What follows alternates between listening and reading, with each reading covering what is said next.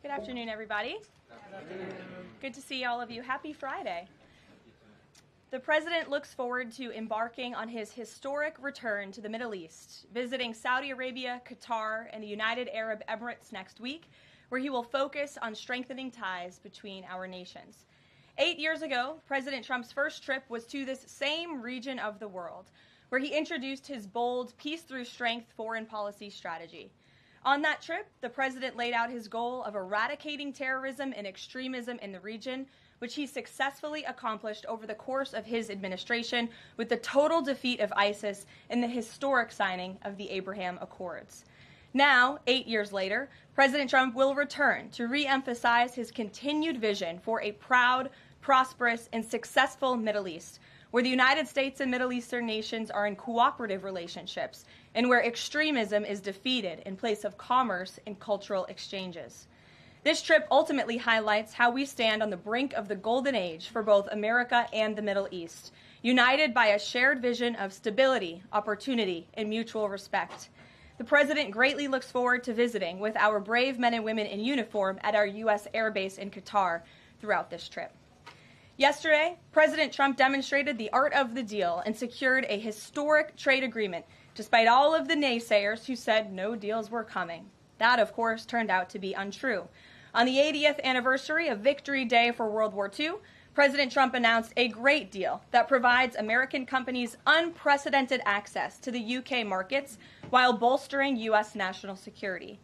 This trade deal will massively expand U.S. market access in the United Kingdom, creating a $5 billion opportunity for new exports for U.S. farmers, ranchers, and producers. This includes more than $700 billion in ethanol exports and $250 million in other agricultural products like good old American beef. The deal commits the United States and United Kingdom to work together to enhance industrial and agricultural market access and strengthens American competitiveness. Importantly, the deal also ensures streamlined customs procedures for U.S. exports. The UK will also be purchasing $10 billion of American-made Boeing planes as part of the deal. A trade agreement like this between the United States and the United Kingdom was being worked on for many years but continued to prove elusive. But because of President Trump's bold negotiating approach, he got it done. All of this happened because of President Trump's implementation of powerful tariffs to end the era of economic surrender and rebalance America's trading agreements. American workers and companies are the best in the world, and they finally have a president who has their backs, fights for them, and delivers good deals that puts them first. This is just the first of many trade deals to come. Get ready for more historic deals and our country to boom like never before. On that note, Treasury Secretary Scott Bessent and Ambassador Jamieson Greer will meet with the lead representatives on economic matters from the People's Republic of China over the weekend in Switzerland. As President Trump has said, the United States and China have been talking for some time over the course of the administration, and now teams from both countries will meet in person to continue discussions. You can be certain that President Trump and his trade team will ensure we work to achieve the best deal possible for America. In other news, the Trump administration just announced a new incentive for illegal aliens living in the United States to self-deport. Eligible illegal aliens who now use the CBP Home app to self-deport will receive a clear, safe way to leave the United States. Their plane tickets home may be paid for, and they will receive a $1,000 stipend once we have confirmation that they have left our country. This new feature will allow illegal aliens to have a planned departure out of the country and to leave as soon as possible in a dignified way.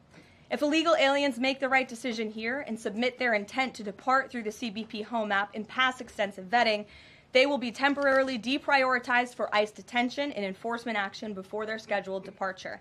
And leaving voluntarily in this matter may improve their legal immigration options in the future. This initiative will also save massive amounts of money for American taxpayers. Voluntary departures are much more cost-effective than traditional removals. By deploying the CBP Home app in this new way, President Trump is aiming to reduce the need for costly arrests, detentions, and court proceedings. Currently, the average cost of traditional removal is more than $17,000 per illegal alien. Our projections estimate that the use of the CBP Home app will massively reduce that financial burden by approximately 70%, so taxpayer dollars can be redirected and our brave immigration law enforcement officers can focus on removing the most violent illegal aliens hiding in our communities. Finally, it was announced this morning that First Lady Melania Trump secured a $25 million investment in President Trump's budget to provide housing and support for youth transitioning out of foster care. And in recognition of the 7th anniversary of Mrs. Trump's Be Best initiative, the U.S. Department of Housing and Urban Development allocated funds toward the agency Foster Youth to Independence program. Yesterday, Mrs. Trump hosted a special celebration of military mothers with the president, bringing together 150 military moms from around the country to recognize their service, not just in their home, but for our country. For those of you who were there at the events yesterday like I did, I have no doubt you will join me in recognizing how truly special those moments were. So let's get to questions. Here in our new media seat today is Andrew Egger, the White House correspondent for The Bulwark. The Bulwark is a new media company launched in 2019 with hundreds of thousands of readers on Substack and more than 1 million subscribers on YouTube. Andrew, please kick us off. Thanks for being here. Yeah, thank you for having me, Caroline. The president posted another ad this week for his Trump meme coin. The group that's running that coin is encouraging people to buy in order to win a dinner this month with the president.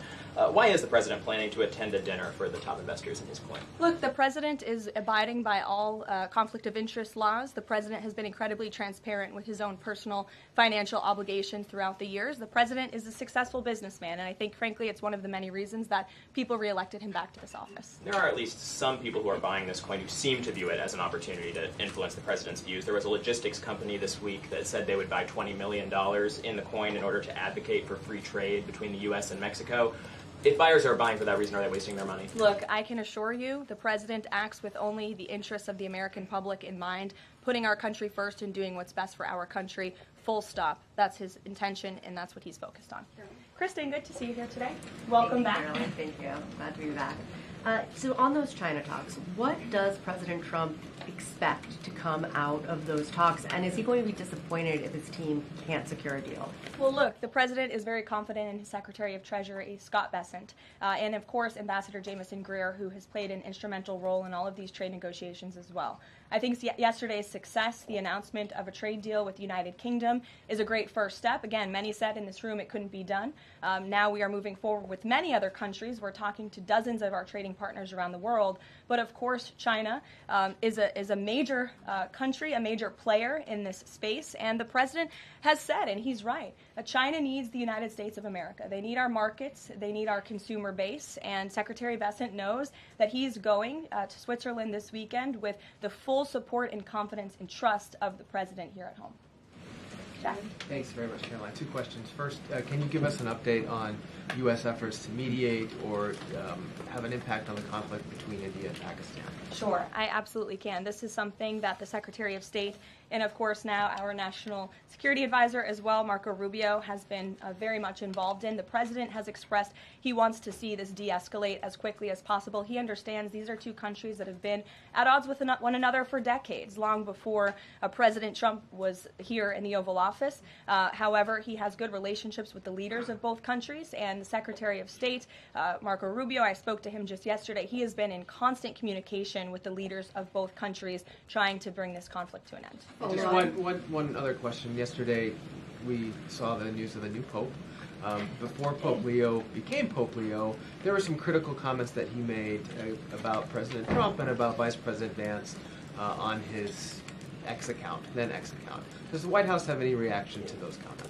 The president made his reaction to Pope Leo's announcement yesterday very clear. He is very proud to have an American Pope. I think it was a surprise to everyone. I saw the news media was surprised to report on that yesterday, but it's a great thing for the United States of America and for the world, and we are praying for him.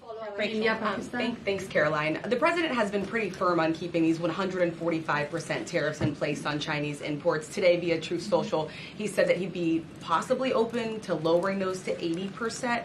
Why the change, and how did the president land on 80? The president still remains with his position that he is not going to unilaterally bring down tariffs on China. We need to see concessions from them as well. And again, that's part of the reason that Secretary Bessent is going to talk to his Chinese counterparts this weekend to start those discussions in person. As for the 80% number, that was a number the president threw out there, and we'll see what happens this weekend. And always in the effort of transparency, I'm sure you'll hear directly from the Treasury Secretary or the president after those negotiations conclude. Jackie. Thank you, Caroline. Why did the White House announce this deal with the UK before all of the details were finished? That's not true, actually. I saw the fact sheet. I saw the deal as well before the president brought all of you in the Oval Office in the effort of transparency. You had the president and the prime minister on the phone talking to all of you directly about how this was a great deal, a phenomenal deal, and discussions will continue. But as I spoke to our Ambassador Greer yesterday, this is how trade deals work. You set an initial agreement, you set the framework, you set up the deal, and then, of course, T's have to be crossed and I's have to be dotted. But this deal is a good deal, and the numbers are determined, and all of the market access that I just discussed will remain. Does that mean that the 10% baseline is going to still be there at the end when all of the other details are ironed out? The president is committed to the 10% baseline tariff, not just for the United Kingdom, but for his trade negotiations with all other countries as well. Permanently, even after the deals are done, like that is going to remain. The president is determined to continue with that 10% baseline tariff. I just spoke to him about it earlier. Stephen. Thank you, Caroline. I'd like to ask about New York and about a personnel matter. On New York, the mayor, Eric Adams, is here today. Could you tell us anything more about the visit, who initiated it, what they're talking about? And also, is there any comment from the White House on the air traffic control issues in Newark? All I will say on Mayor Eric Adams is that he requested a meeting with the president, and the president was willing to take it. If the president wishes to discuss his private meeting afterwards, I will let him do that himself. Yes, I'm glad you asked about the FAA. There was a glitch in the system this morning, especially at Newark Airport. As you all know, I spoke to the Department of Transportation. That glitch was caused by the same telecoms and software issues that were raised last week. Everything went back online after the brief outage, and there was no operational impact. DOT and the FAA are working to address this technical issue tonight to prevent further outages, as well as install new fiber from Newark Airport to Philadelphia. And the goal is to have the totality of this work done by the end of the summer. I want to add that this outage at Newark Airport speaks to why the Secretary of Transportation yesterday made a massive announcement in investing in our aviation safety and our telecom system. There's a 4-part infrastructure plan that was released by the Secretary of Transportation yesterday to improve communication, surveillance, automation, and their facilities. They want to replace the antiquated telecom systems with new fiber, wireless, and satellite technologies, replace more than 600 radars, which have gone way past their life cycle, and address runway safety. They want to build 6 new air traffic control centers for the first time since the 1960s and replace towers as well. They want to implement new modern hardware and software for all traffic facilities to create a common platform system throughout the towers. These are much needed changes. This is a very bold plan by the Department of Transportation. I think it's unfortunate that the previous administration sat on their hands and did nothing, but how grateful we are that we have a Department of Transportation and a secretary and a president who's willing to take bold action and change. The personnel matter, Caroline, could I ask? Thanks, Caroline. Just going back to India, Pakistan, can we expect President Trump to get in touch personally with the leaders of those countries to try and de-escalate this situation? If and when that happens, we will certainly let you know. Natalie. Thanks, Caroline. Sure. I have a question about the Middle East trip. Will any of the president's family members, like including Don Jr., Eric, or Jared Kushner, be joining him on the trip? I am not tracking any of the president's family members joining us at this time, but of course the first family is welcome to come. I hope they would. They're great people, great to be around, but I'm not tracking them on the manifesto. And given that you noted he is a successful businessman, do you know if the president has any plans to meet with any of the folks involved with any of the family businesses over there, or see any of the sites that are going to be Not to my knowledge, and let me just get to the premise of your question that both of you have raised. I think it's frankly ridiculous that anyone in this room would even suggest that President Trump is doing anything for his own benefit. He left a life of luxury and a life of running a very successful real estate empire for public service, not just once, but twice. And again, the American public reelected him back to this White House because they trust he acts in the best interests of our country and putting the American public first. This is a president who has actually lost money for being president of the United States. I don't remember these same type of questions being asked of my predecessor about a career politician who was clearly profiting off of this office. That is not what President Trump does, and this White House holds ourselves to the highest of ethical standards. Phil. Thank you. There's this Reuters report that the U.S. is in talks with Israel about an American-led post-war administration in Gaza. Is that accurate? Are these talks ongoing? We are in constant communication and dialogue with our counterparts and our allies and friends in Israel. Ron Dermer was here at the White House yesterday meeting with members of President Trump's team. As for the situation in Gaza, the president and his entire national security team have made it very clear we want to see the hostages released from Gaza. That is a priority for this administration. As for what that looks like, and even moving beyond that, I'm not going to get into the details of plans that frankly may or may not have even been proposed, but I can emphasize what the president holds closest in his heart right now, and that's the release of all of the hostages in Gaza. And then there's been some conservative pushback to some of these salt tax, the salt tax cap. For instance, Majority Leader Steve Scalise said that bringing back the state and local tax deduction would essentially mean, quote, 45 states are subsidizing 5 states that have very high taxes imposed by leftist governors. Is he wrong? Is it fair to ask red Indiana to bail out blue New York? Well, look, this is an ongoing discussion on the Hill. There's a lot of disagreement on Capitol Hill right now about the SALT tax proposal, and we will let them work it out. As for the tax provisions in the reconciliation bill, the priorities of this president, he has made them incredibly clear. No tax on tips for our hardworking service workers, no tax on Social Security for our well-deserving seniors who have worked their whole lives to pay into this system, no tax on overtime for hardworking Americans as well, and there's a plethora of other priorities the president wants to see in this bill. Anyone who opposes this bill will be opposing the largest tax cut in American history. They will be voting to raise taxes by the tune of $4 trillion on the middle class of this country, and we look forward to holding them accountable for that. Everyone on Capitol Hill on both sides of the aisle should be supportive of the president's tax priorities. Follow up on that? Go ahead. Sure. Go ahead, and then I'll go to your follow-up. Thanks, Caroline. So I want to follow up on the Truth Social post. So the president's saying 80% tariffs could come down. Just an announcement would be enough to lower those tariffs. Is that what he's looking for from the Chinese concessions? That's not what the president said. He said that an 80% number may sound good to him, but again, he's in constant contact with our Secretary of Treasury, who will be leading these negotiations this weekend. And historically, the Chinese have made the meeting itself a win. What does a win look like out of these meetings for the president this weekend? A good deal for the American worker and the American people. Go ahead. Thanks, Caroline. Yeah, back to the reconciliation bill. Can you just clarify the president's position, though, a little bit specifically on the tax issue? Because in his Truth Social post, he said this morning that he would accept even a tiny tax increase for the rich, but then says Republicans probably shouldn't do it, but I'm okay if they do it. So what is it that he wants? Does he want them to increase the tax rates? The president wants tax cuts, the largest tax cuts in history. He wants to extend his historic tax cuts from 2017, and he wants to see all of the other tax priorities that I just laid out for you included in this bill as well. As for the policy proposal you're talking about, the president has said he himself personally would not mind paying a little bit more to help the poor and the middle class and the working class in this country. I think, frankly, that's a very honorable position. But again, these negotiations are ongoing on Capitol Hill, and the president will weigh in when he feels necessary. Encourage them to have a higher bracket for top earners? The president has made his personal position on this matter clear. Michael. The president's in constant communication with leaders on the Hill. Ahead of the president's trip to the Middle East, he's mentioned he wants to rename the Persian Gulf the Gulf of Arabia.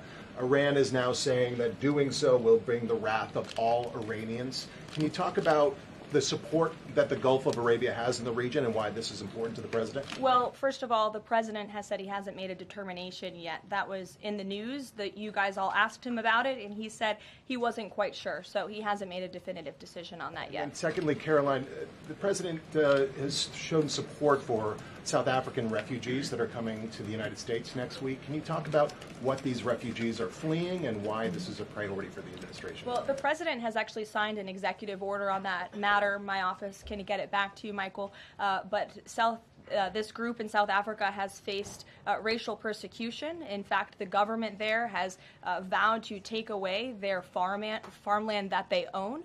And so the president has talked significantly about this. As for further details on refugee claims and asylum claims, I would defer you to the State Department. Can I follow up on that? Go ahead. No, in front of you. Thanks, Sure. Thanks, Caroline. Does the administration have any response to the news today that a federal judge has ordered the immediate release of Ramesa Ozturk from detention, and particularly his comments that the government submitted no evidence other than an op-ed that Ozturk wrote last year?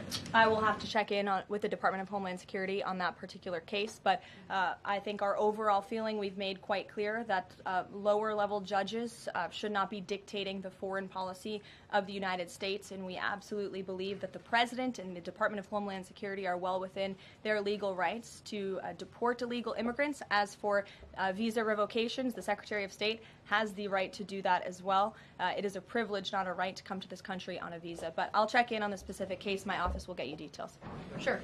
Caroline, yesterday the administration appears to have started dismantling the Consumer Product Safety Commission. This is the federal agency, an independent one that does recalls and is responsible for product safety.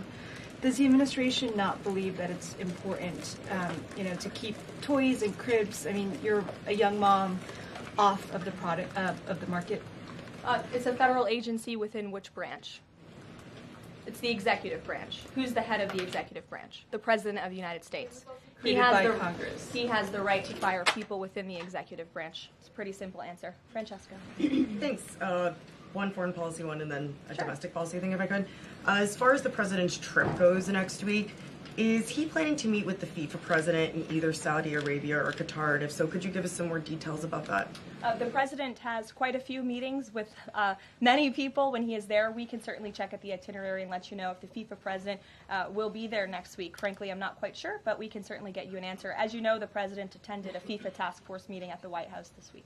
And on the domestic front, could you explain why the FEMA administrator was removed from his position this week? Look, this is a personnel matter in regards to the Department of Homeland Security, but my understanding is that this individual testified saying something that was contrary to what the president believes and the goals of this administration in regards to FEMA policy. And so, of course, we want to make sure that people in every position are advancing the administration's goals. But as for specifics, I defer you to the Department of Homeland Security. We leave it up to our great cabinet secretaries when it comes to personnel matters. Sure, in the back. Thank you. Aid hasn't gone into Gaza in 10 weeks. Israel says that this is a policy to pressure Hamas in the negotiations, the ceasefire negotiations. Is this a policy that this administration supports? The president answered this week. He said that he wants to ensure that aid can get into Gaza, but we have to do it in a responsible way to ensure it doesn't end up in the hands of terrorists. So this is something the administration is actively working on, and when we have a policy to announce on this definitively, we can certainly let you know. Can you talk about this effort for the U.S. to take over the distribution of aid in Gaza, to exclude Israel, but also international organizations said this effort militarizes aid? I would reject that characterization by whatever groups you are citing. Kelly. Caroline, thank you. I want to get back to the First Lady Melania Trump dealing with foster children. That's an important component in American life to see what happens to the future of our children, particularly in foster care. Can you explain the significance of this development between the First Lady and the housing and urban development? Yes, absolutely. It's millions of dollars that will go into a program that helps these children transition out of foster care to have productive and positive lives. And I'd like to share a personal story since you asked if I may. I hope the First Lady won't mind. I was at an event in Florida last year, and I was approached by a gentleman who was a foster dad, and he had taken in, I think it was 6 or 7 foster children. And he spoke to me. He had recognized me in my work for President Trump's campaign at the time. And the little boy who was with him talked about the personal relationship that he had with First Lady Melania Trump. And the conversation she had had with him and how she really encouraged him to be the best that he could be during her first term here at the White House, and how even after she and President Trump left the White House, she kept in very close touch with this young foster child. It was a touching moment that I will never forget, and it speaks to the heart of this First Lady and the great work that she is doing for foster children. And this is certainly a very big announcement that I know our Secretary of Housing and Urban Development is in particular very excited about, and we can certainly get you all the details on that program. John. Thanks a lot, Caroline. I want to ask you about the trade deal that the President announced yesterday with the UK as it relates to the auto sector. Sure. The trade group that represents the big three here in the U.S. believes that it may put the big three automakers at a competitive disadvantage. What the trade group says is that it will now be cheaper to import a UK vehicle with very little American content than a USMCA compliant vehicle imported from Mexico or Canada with just 50% American content. What's your response to that criticism coming from this trade group? Well, first of all, let's be clear about what the deal does. It sets a 10% rate on auto imports for the first 100 cars that are imported into the United States. 100,000 cars, thank you. That would be very few cars. 100,000 cars imported from the United Kingdom. After 100,000 vehicles, it goes back up to a 25% tariff.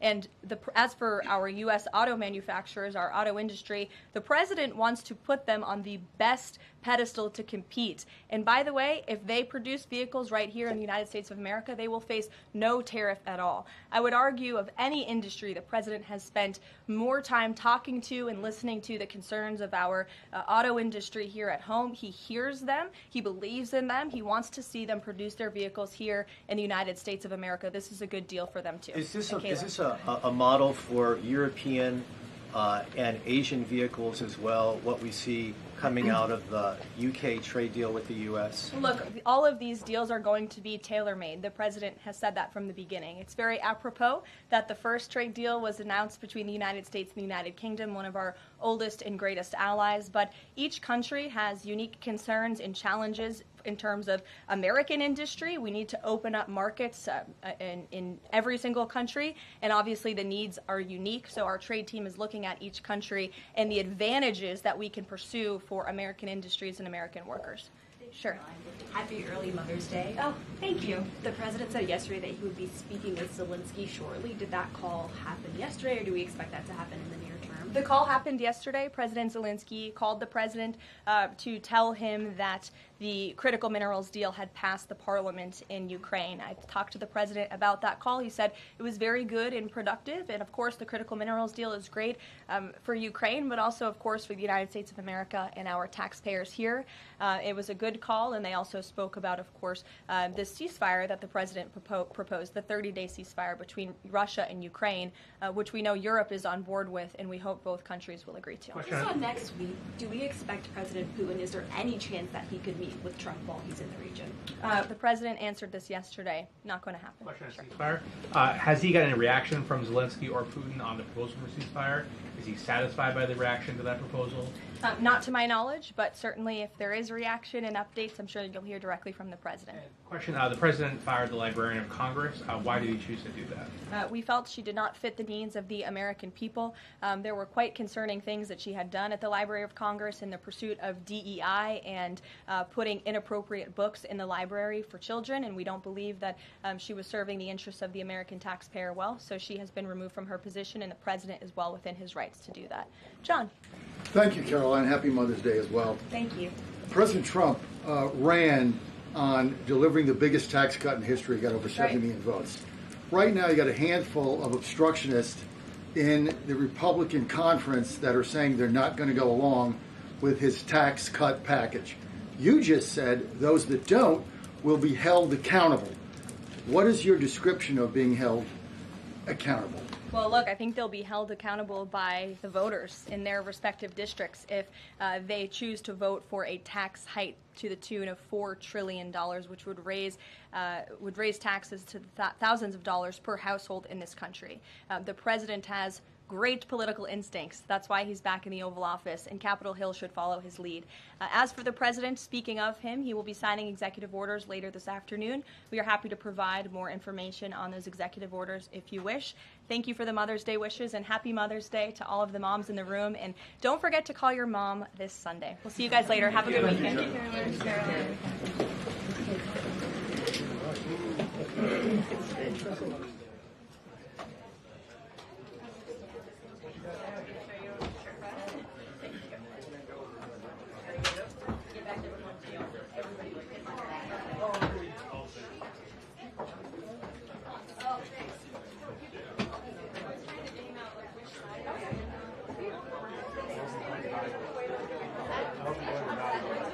There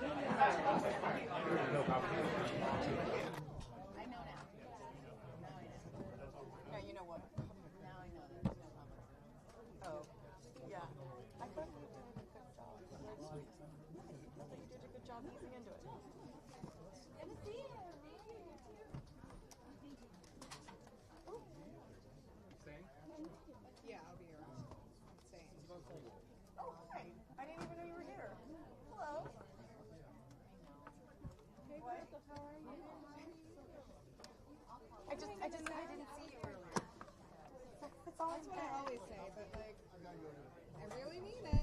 How are you? Huh? We're gonna pull this out.